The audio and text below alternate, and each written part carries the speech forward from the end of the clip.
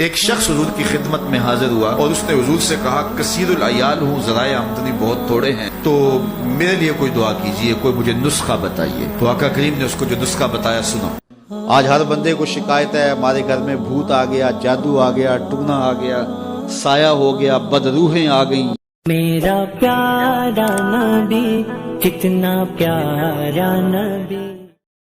میرے حضور نے یہاں تک فرمایا کہ جو شخص قرآن پڑھتا ہے اس کے لہجے میں لکنت کی وجہ سے یا عجمی ہونے کی وجہ سے وہ اٹکتا ہے اور اس کا لہجہ ٹوٹتا ہے، تو میرے حضور نے فرمایا اللہ اس کو دوہرا ثواب عطا کرتا ہے، ایک قرآن پڑھنے کا ثواب اور ایک اس کو اٹکنے سے جو تکلیف ہوتی ہے، تو فرمایا اللہ اس کا بھی اس کو ثواب عطا کرتا ہے۔ اور فرمایا یہ وہ پاکیزہ کتاب ہے کہ اگر تمہارا رب سے باتیں کرنے کو جی چاہے تو قرآن کھول کے بیٹھ جاؤ، یہ رب سے ہم کلام ہونا ہے، یہ اپنے رب سے گفتگو کرنی ہے۔ میرے حضور نے فرمایا کہ قرآن اللہ کی وہ لٹکتی ہوئی رسی ہے جس کا ایک سرا تمہارے ہاتھ میں ہے، دوسرا سرا تمہارے رب کے ہاتھ میں۔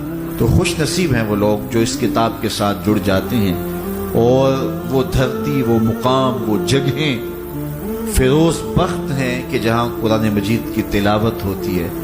گھروں کو قبرستان نہ بناؤ، گھروں میں نوافل ادا کرو اور قرآن مجید کی تلاوت سے اپنے گھروں کو آباد کرو۔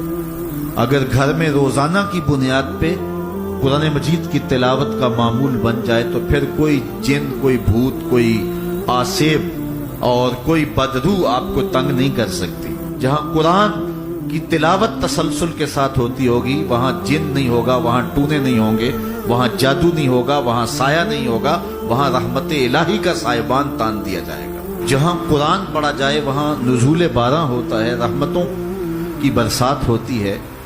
اور پھر اگر یہ جگہ اللہ کا گھر ہو، مسجد ہو، تو پھر تو دوہری برکت ہو جائے گی نا۔ وہ میاں صاحب نے کہا تھا نا کہ دودھ اندر جے کھانڈ رلائیے تے مزہ ہو جاوے دونا، کہ دودھ خود بھی میٹھا ہوتا ہے، اس کے اندر اگر چینی بھی شامل کر لی جائے۔ یہ روشنیوں کا منبع ہے، یہ مصدر ہے اجالوں کا۔ اس کتاب سے اتنی روشنیاں پھوٹتی ہیں کہ زندگی کے سارے اندھیرے ختم کیے جا سکتے ہیں۔ یہ تمانیت قلب کا سبب بھی ہے، یہ روح کے اجالوں کا سبب بھی ہے، یہ کتاب زندگی ہے، کتاب حیات ہے۔ اس کے بتائے ہوئے اصولوں کے مطابق اگر زندگی بسر کریں گے تو یہ زندگی بھی خوبصورت ہوگی، اور اس زندگی کے بعد ایک اور شروع ہونے والی زندگی ہے، وہ زندگی بھی خوبصورت ہوگی۔ قرآن قبر میں چراغاں کرے گا، قبر میں روشنیاں دے گا، قبر میں اجالا کرے گا۔ اس کتاب کے اندر ایسے ایسے شفا کے نسخے رکھے گئے ہیں کہ ہماری زندگی کے روز مرہ مسائل کا حل ہے۔ مثال کے طور پہ آج کل ہر بندہ معاشی طور پہ پریشان ہے، تو سورہ واقعہ صرف 3 رکوعوں پر مشتمل ہے۔ اگر یہ معمول زندگی بنا لے تو سورہ واقعہ جہاں ہوگی وہاں نحوستیں اور بے برکتیاں نہیں ہوں گی۔ سورہ یاسین پڑھو گے تو بے پناہ برکتیں اس کے دامن میں رکھی ہوئی۔ اسی طرح سورہ اخلاص صرف 3 مرتبہ پڑھیں گے تو پورے قرآن پڑھنے کا ثواب نصیب کر دیا جائے گا۔ ایک شخص حضور کی خدمت میں حاضر ہوا اور اس نے حضور سے کہا کثیر العیال ہوں، ذرائع آمدنی بہت تھوڑے ہیں، تو میرے لیے کوئی دعا کیجئے، کوئی مجھے نسخہ بتائیے۔ تو آقا کریم نے اس کو جو نسخہ بتایا سنا۔ فرمایا جب گھر جائے تو گھر والوں کو السلام علیکم کہہ دیا کرو۔ یہ کتنا سوکھا نسخہ ہے اور کتنا اچھا وظیفہ ہے، گھر والے بھی خوش، اللہ رسول بھی خوش۔ اس کے بعد ایک مرتبہ سورہ اخلاص پڑھ لیا کرو۔ غربت توڑ نسخہ، جب بھی گھر جاؤ السلام علیکم، اس کے بعد ایک مرتبہ سورہ اخلاص۔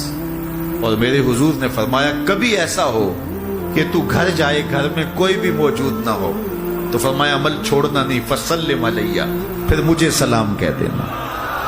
وہ اپنے نام لیواؤں کو تنہا چھوڑتے کب ہیں، جہاں ہم دم نہ ہو کوئی وہاں سرکار ہوتے۔ وہ کہتے ہیں میں عمل شروع کر دیا، گھر جاتا السلام علیکم، اس کے بعد السلام علیکم کے بعد میں سورہ اخلاص ایک بار پڑھ دیتا۔ اس عمل کی برکت سے میں نے تو امیر ہونا ہی ہونا تھا، میرے ہمسائے بھی امیر ہو گئے، میرے ہمسائے بھی امیر ہو گئے۔ تو قرآن کو اپنی زندگی میں بسا لو، قرآن کو شامل کر لو، دنیا بھی سنورے گی، قبر بھی سنورے گی، نزا کا عالم بھی سنورے گا، حشر میں بھی اجالے ہوں گے، جنت کی بہاریں بھی نصیب ہوں اور رسول اللہ کا ساتھ نصیب ہوگا۔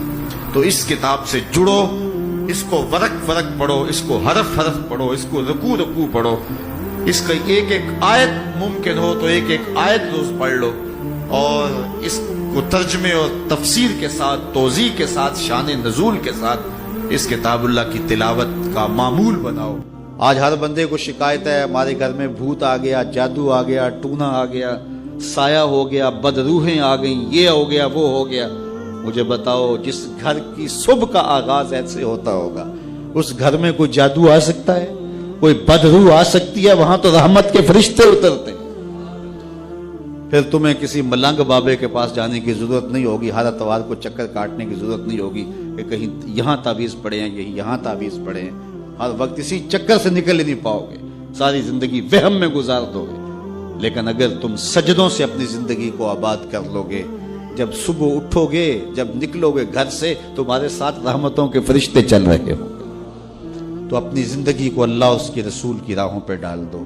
تو آئیے اپنی زندگی کی ایک ایک سانس حضور کے نام کرتے، جیئیں تو حضور کے لیے، مریں تو حضور کے لیے، اور اپنی زندگی کو حضور کی راہوں میں نچھاور کرتے، ان کے دین کا جھنڈا لے کر کے اٹھیں اور دین کے پیغام کو دنیا تک، ایک ایک کونے تک پہنچانے کا عزم کریں۔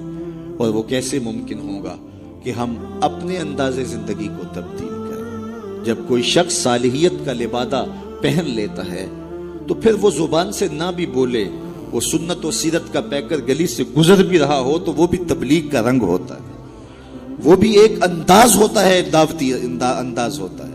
لیکن اگر میں زبان سے دعوت دین کی دیتا رہوں اور میرا رویہ، میرا عمل، میرا کردار، میرا لہجہ، میرے اخلاق اس کی نفی کر رہے ہوں تو میں حرف حرف منافقت کر رہا ہوں۔ اس لیے مجھے اپنے رویے کو، اپنے طرز زندگی کو، اپنے انداز معاشرت کو حضور کی سنت کے سانچے میں ڈھالنا پڑے گا۔ محمد دی زیارت محمد دے رنگ وچ، ٹھگ بازیاں جانے پیارا محمد۔ اقبال نے کہا تھا، چو بنا میں مصطفیٰ خانم درود، از خجالت آب می گردد وجود، عشق می گوید کہ محکوم غیر، سینائے تو از بتا مانند دیر، تا نداری از محمد رنگو بو، بر زبان خود میالہ نام ہو۔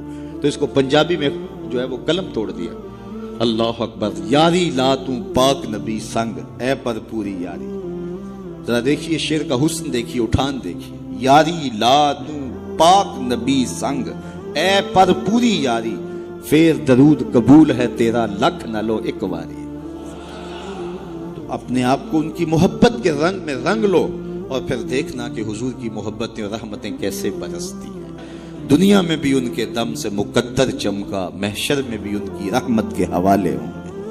تو یہ میری اور آپ کی فیروز بختی کہ ہمیں وہ رسول اور نبی نصیب ہوئے۔ تو آئیے اپنی زندگی کی ایک ایک سانس حضور کے نام کر دیں۔